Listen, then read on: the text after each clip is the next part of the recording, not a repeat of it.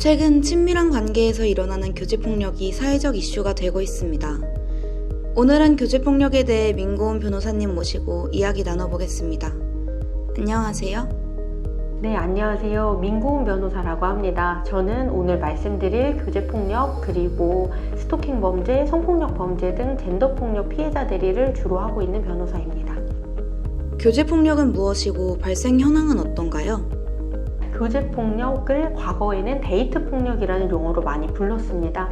교제폭력은 이전부터 존재했었던 친밀한 관계에서 발생하는 범죄의 맥락에서 보아야 한다고 생각을 하는데요. 친밀한 관계의 특수성 때문에 범죄가 지속되고 외부로 알려지지 않으면서 그 피해는 더욱 심각해진다는 점이 안타까운 지점이라고 생각합니다. 경찰청 통계를 보면 교제폭력 112 신고 건수는 2019년에 약 5만 건, 2020년에 약 4만 9천 건, 2021년에 약 5만 7천 건, 2022년에 약 7만 건, 약 2023년에 77만 건으로 확인이 됩니다. 증가 추세를 보이고 있기는 하지만 그렇다고 2019년도의 수치를 적은 수치라고 볼 수는 없다고 생각이 됩니다. 교제폭력이 전 연령대에서 일어나고 있는 것으로 보이는데 어떤가요? 연령대별 차이가 있나요? 젊은 연령대가 많이 드러나는 것 같긴 하는데요. 그런데 좀 나이가 많으신 분들은 내가 여기서 피해를 입었을 때 드러내는 것을 망설이시고 그런 피해를 입는다는 걸 창피하다고 생각하시는 것 같아요. 그래서 이걸 드러내는 건 20, 30대가 훨씬 많은 것 같기는 해요. 최근 통제행위가 교제폭력의 중요한 징후로서 평가되어야 한다는 논의들이 이루어지고 있습니다. 통제행위의 개념은 무엇이고 그 피해 정도는 어떤가요? 강압적 통제행위는 법률상 개념은 아니고요. 학문적으로 논의되고 있는 개념입니다. 지금까지는 피해에 있어서 신체적인 폭력에 초점을 맞추어 왔고 통제행위를 간과했다는 문제의식에서 논의가 되고 있는 개념인데요. 예를 들어서 누구를 만나는지를 통제한다든지 아니 옷차림을 통제한다든지 이러한 것들이 대표적인 통제행위 중에 하나이지 않을까라는 생각이 듭니다. 해외 연구를 보면 피해자가 가해자에게 결별을 요구하고 가해자가 이것을 받아들이지 못하고 피해자를 살해하는 데까지 나아간 사건들을 살펴봤더니 그 이전에 가해자가 피해자에 대해 강압적 통제행위가 있었다는 것이 확인이 된다는 겁니다. 이러한 연구들을 바탕으로 통제행위가 위험성 판단의 중요한 요소로 평가되어야 한다는 논의들이 이루어지고 있는 상황입니다. 여성가족부에서도 2022년도에 지난 1년간 배우자나 파트너에 의한 폭력 피해 경험을 조사하기도 했는데요.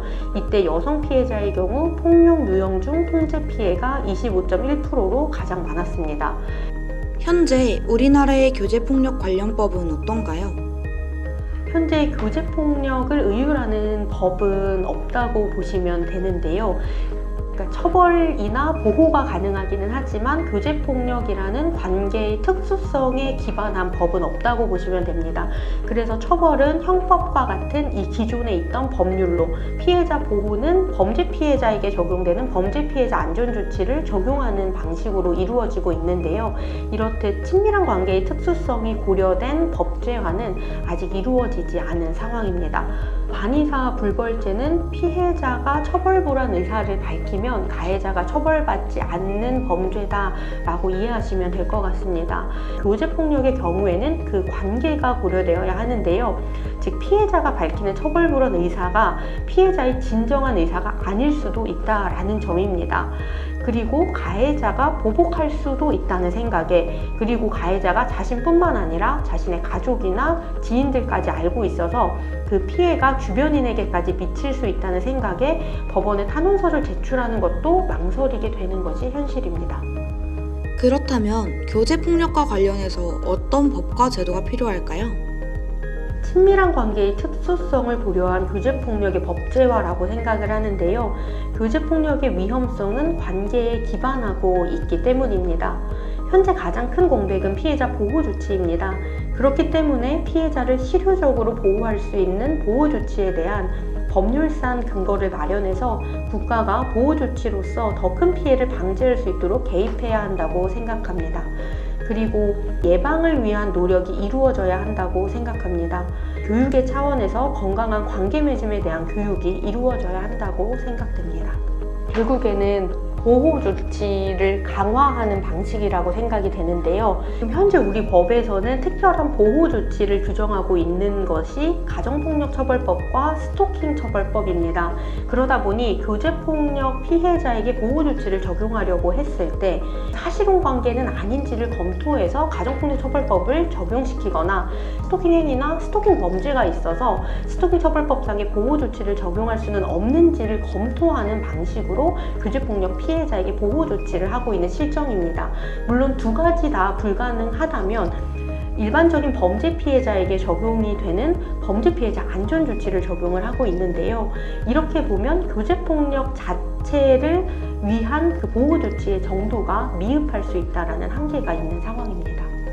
보호 조치를 강화하기 위해 필요한 것은요? 피해자가 더 보호받기 위해서 우리가 나아가야 할 방향은 무엇일까요? 보호 조치는 피해자한테만 하는 조치들도 있는 반면 그 보호 조치 자체가 가해자에 대한 제한이 되는 경우가 있어요.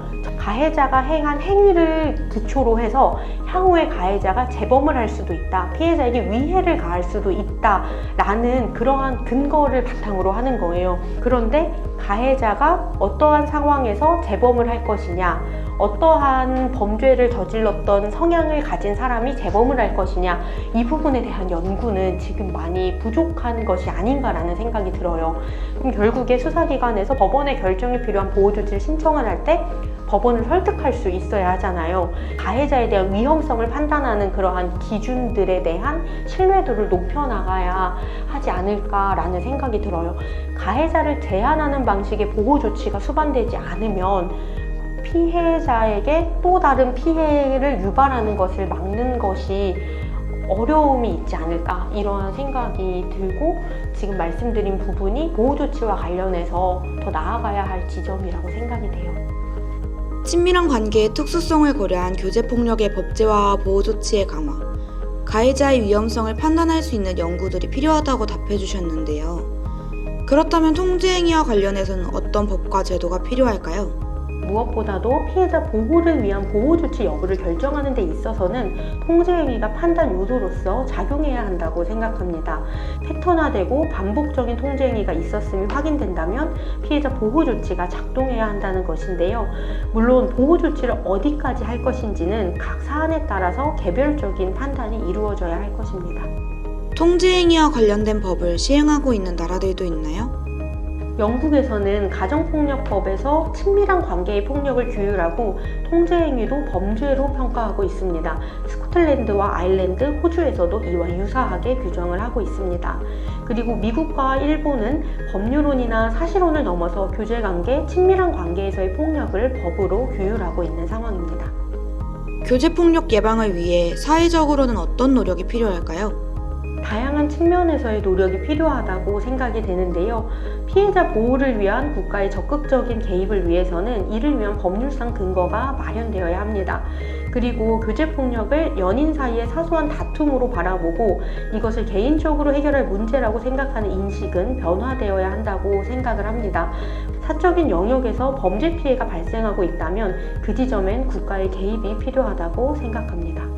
제3자의 입장에서 교제폭력을 바라보는 상황이라면 피해의 책임을 피해자에게 찾는다든지 피해자가 완전 무결한 피해자여야만 도움을 받아야 하는 것처럼 설명한다든지 하는 방식이 아니라 범죄 피해자라면 당연히 형사 절차상의 고소나 신고와 같은 방식으로 도움을 요청하고 보호 조치를 받을 수 있다라는 그러한 관점에서 접근해야 하지 않을까 싶습니다.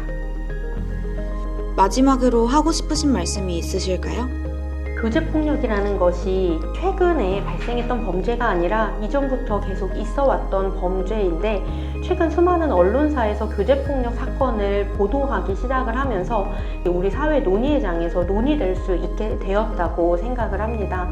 이러한 안타까운 사건들이 단순히 안타까움에서 그치는 것이 아니라 교제폭력의 법제화까지 이어질 수 있도록 많은 분들이 관심을 계속해서 가져주셨으면 좋겠습니다. 오늘은 교제폭력과 통제행위에 대해 이야기 나누어 보았습니다. 상호 존중하고 평등한 관계 맺기에서부터 교제폭력 피해자의 안전과 일상 회복까지 전 과정의 사회적, 제도적 노력이 필요하겠습니다.